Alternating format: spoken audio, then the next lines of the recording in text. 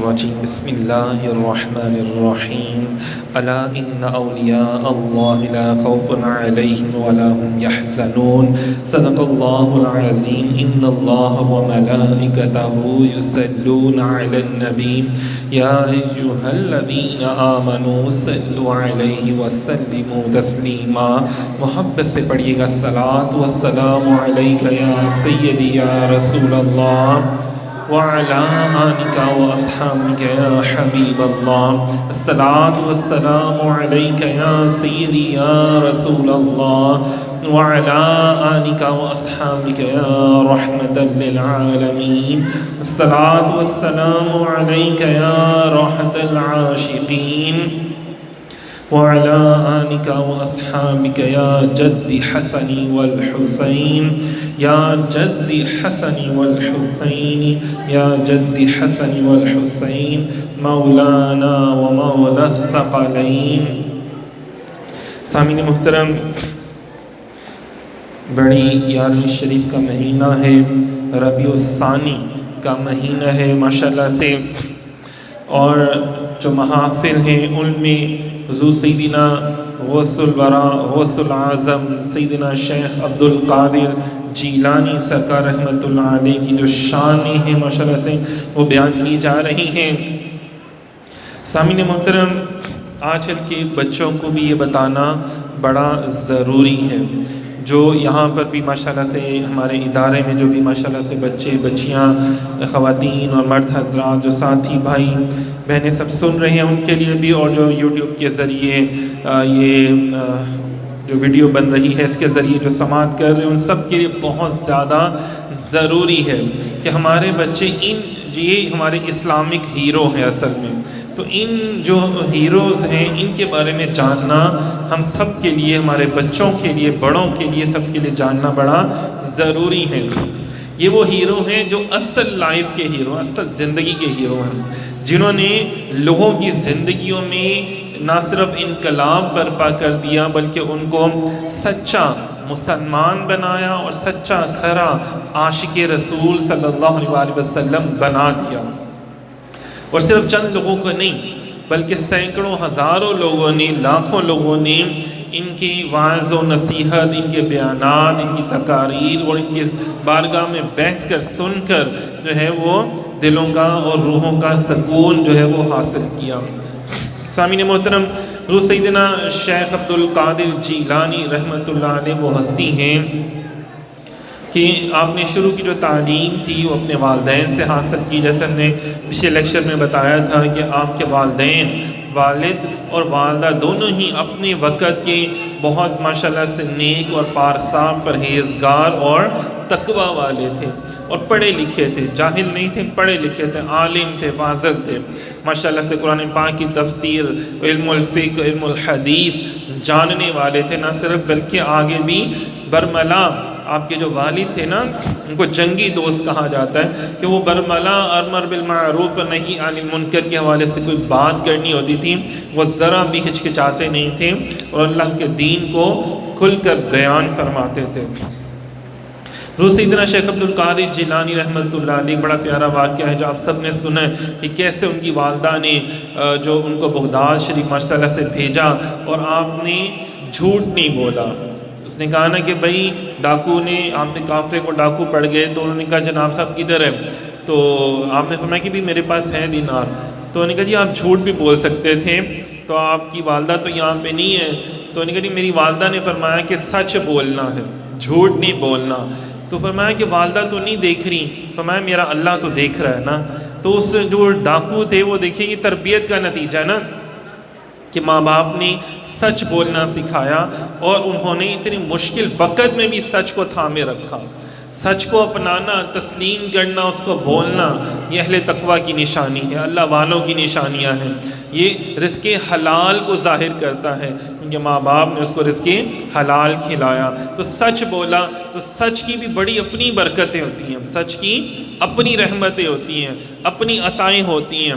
کیا ہوا کہ وہ سچ کی برکت تھی کہ ماں باپ نے بولنا سکھایا اور انہوں نے اس کے اوپر عمل کیا.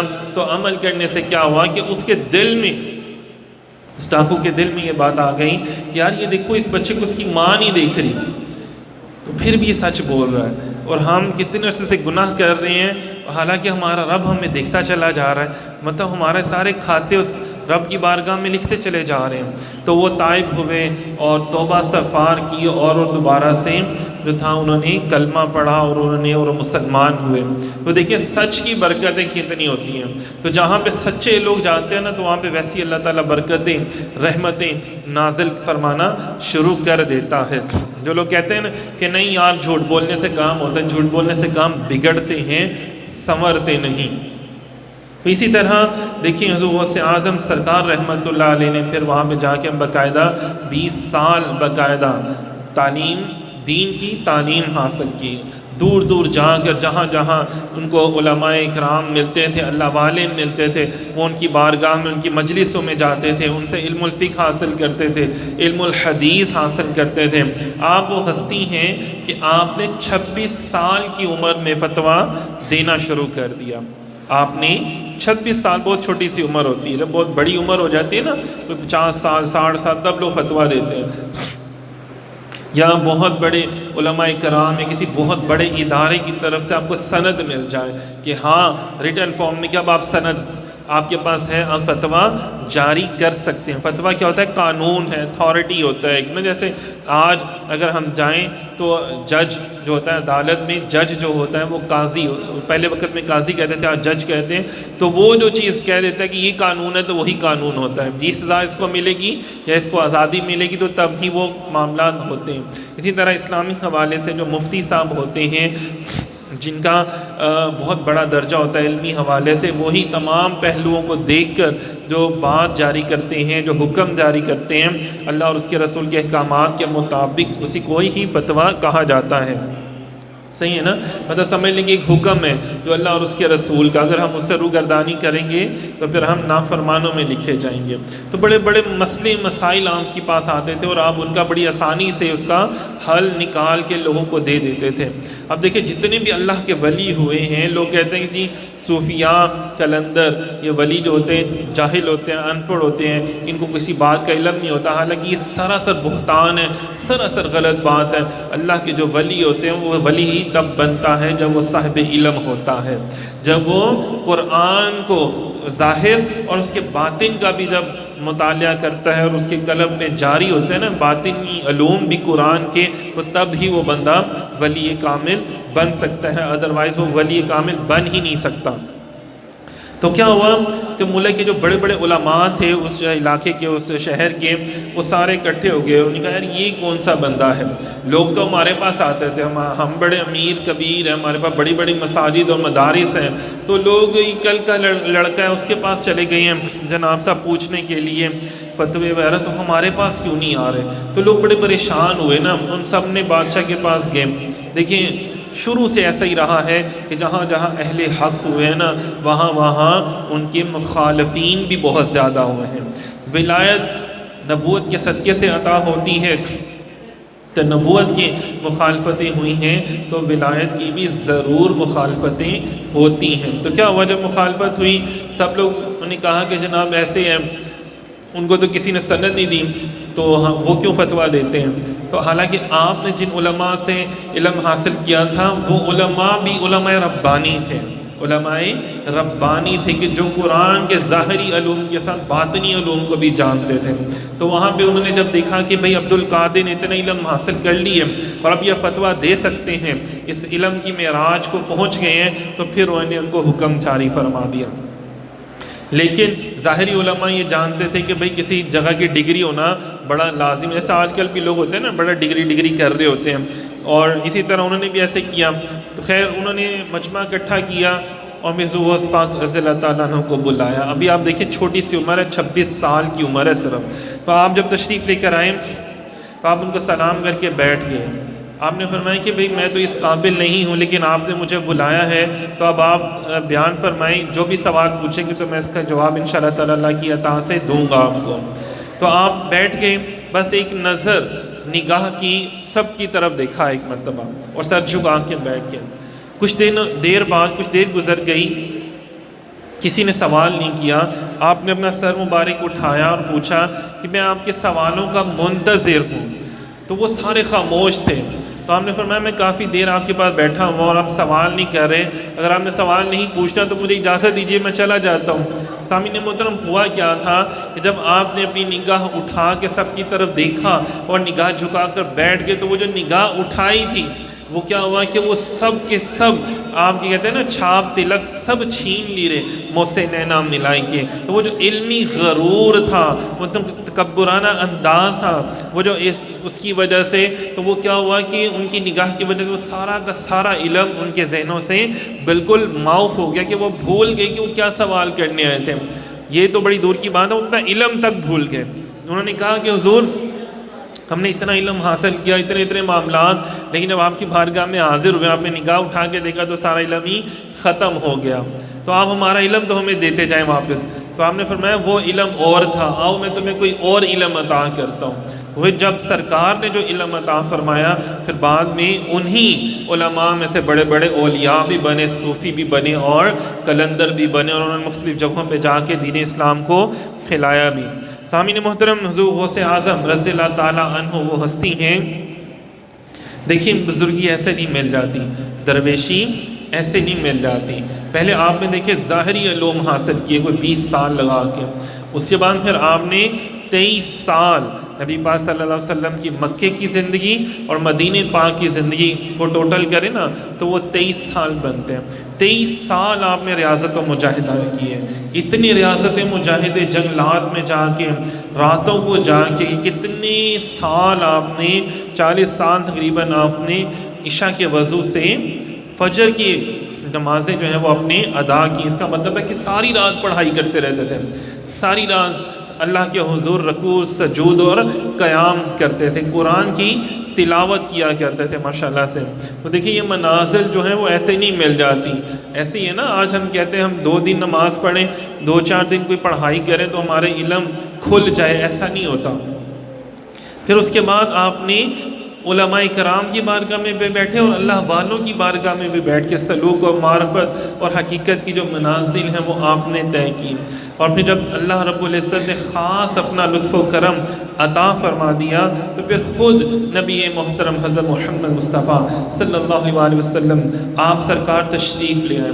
تو آپ نے فرمایا عبد القادر اٹھو اور میری امت کو بیان کرو، ان کو حقیقت بیان کرو۔ پھر آپ سرکار مدینہ علیہ السلام نے ان کے منہ مبارک میں اپنا لعاب دہن عطا فرمایا۔ اسی طرح مولا علی پاک تشریف لے کر آئے اور آپ نے بھی اپنا لعاب دہن عطا فرمایا۔ اور جس مسجد میں حکم ہوا تھا، اب اندازہ کریں حضور علیہ السلام کے فرمان کا یہ معجزہ ہے کہ آپ کے پاس اتنی خلقت آنا شروع ہو گئی کہ وہ مسجد بھر گئی، حالانکہ وہ اس دور کی جامع مسجد تھی۔ پھر یہاں تک ہوا کہ آپ کو شہر سے باہر بڑی عیدگاہ میں آنا پڑا کہ 60 ہزار لوگ بھی آپ کی بارگاہ میں بیٹھتے تھے اور درس حاصل کرتے تھے۔ آج ہمیں بڑی محافل میں، چھوٹی محافل میں بھی جہاں پہ کم تعداد ہوتی ہے ادھر بھی اسپیکر لگانے پڑتے ہیں۔ اس دور میں تو بجلی بھی نہیں تھی، الیکٹریسٹی نہیں تھی، لیکن جو آپ کی زبان ایک دس سے الفاظ نکلتے تھے وہ ہر بندے کو اپنے کانوں میں سنائی دیتے تھے۔ مطلب ہر جگہ یہ اللہ تعالیٰ نے آپ کو شان عطا فرمائی تھی کہ ہر انسان آپ کی آواز باقاعدہ سنتا تھا۔ بلکہ اگر ہم کتابوں میں پڑھیں جو بزرگوں نے آپ کے بارے میں لکھا ہے کہ جو وہاں پہ 60 سے 70 ہزار لوگ بیٹھ کے سنتے تھے بغیر مائک اور بغیر ساؤنڈ سسٹم کے، اس طرح دوسرے شہروں میں بیٹھے ہوتے تھے۔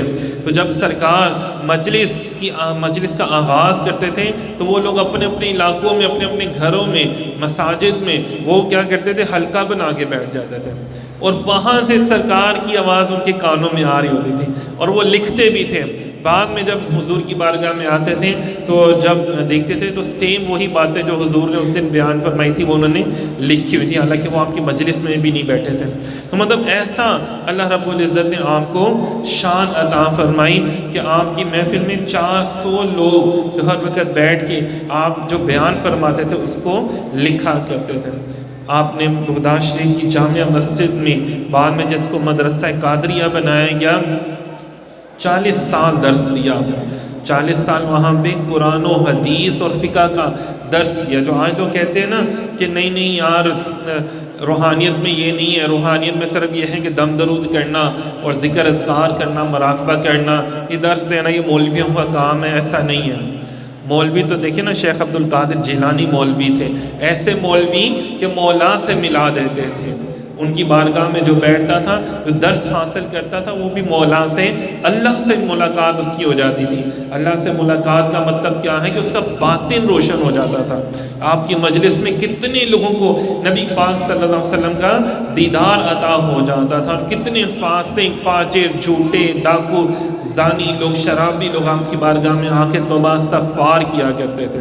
یہ کتنے ایسے لوگ ہیں جو عیسائی ہیں، یہودی ہیں، یا اور مذاہب کے لوگ تھے، آپ کی بارگاہ میں آئے، انہوں نے کہا جی ہم نے آپ کے ہاتھ میں جو ہے وہ اسلام قبول کرنا ہے۔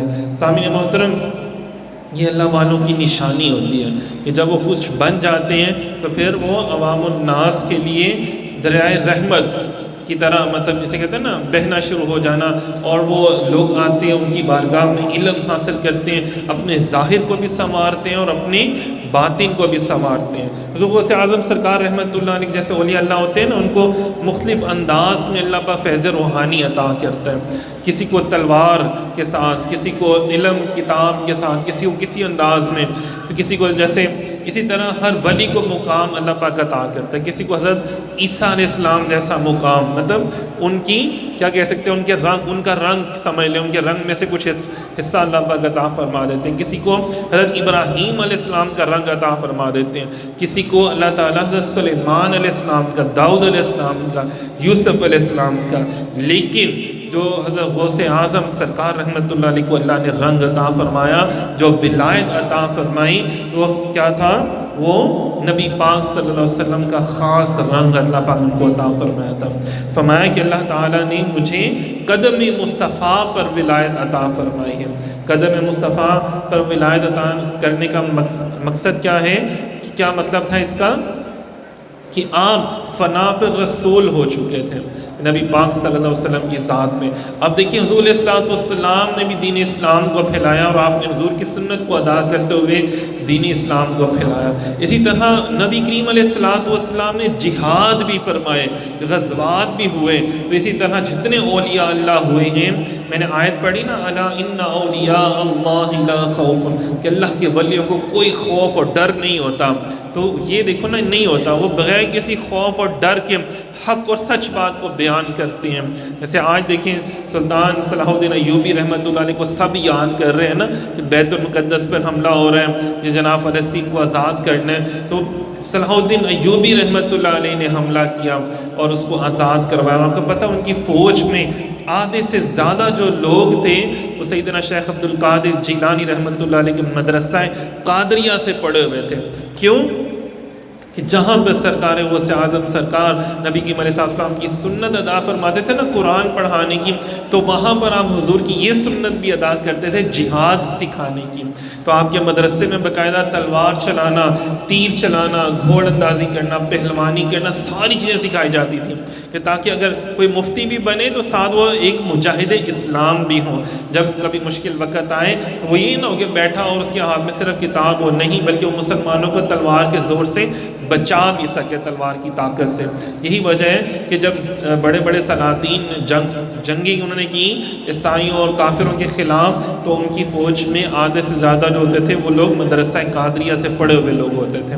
تو سامعین محترم، آج جو لوگ کہتے ہیں نا کہ جناب صوفیاء کا کام صرف مسجدوں میں بیٹھ یا آستانوں میں بیٹھ کے اللہ اللہ کرنا نہیں، اس دور میں صوفیاء باہر نکل کر باقاعدہ لوگوں کے ساتھ ایسے معاملات، ان کی قیادت کیا کرتے تھے، ان کو سکھایا کرتے تھے جہاد کیسے کرنا ہے، کیسے اللہ کی راہ میں نکلنا ہے۔ تو دیکھیں جب تک مسلمان یہ کرتے رہے علمی کلمی جہاد اور اس کے ساتھ تلوار کے ساتھ جہاد بھی، تو پوری دنیا پر ان کی حکمرانی تھی۔ جب مسلمانوں نے یہ ساری چیزیں چھوڑ دیں تو پھر آج مسلمان دیکھیں ظلم و ستم کا شکار ہو رہے ہیں۔ دعا کرتے ہیں اللہ رب العزت ہم سب کو، مجھے، آپ کو، ہم سب کو اولیاء اللہ بزرگان دین کی صحبت سے فیض یاب ہونے کی توفیق عطا فرمائے، اور انہی کے انداز میں ہمیں بھی دین اسلام حاصل کر آگے دین اسلام کو پھیلانے کی توفیق عطا فرمائے۔ بہت شکریہ، جزاک اللہ خیر۔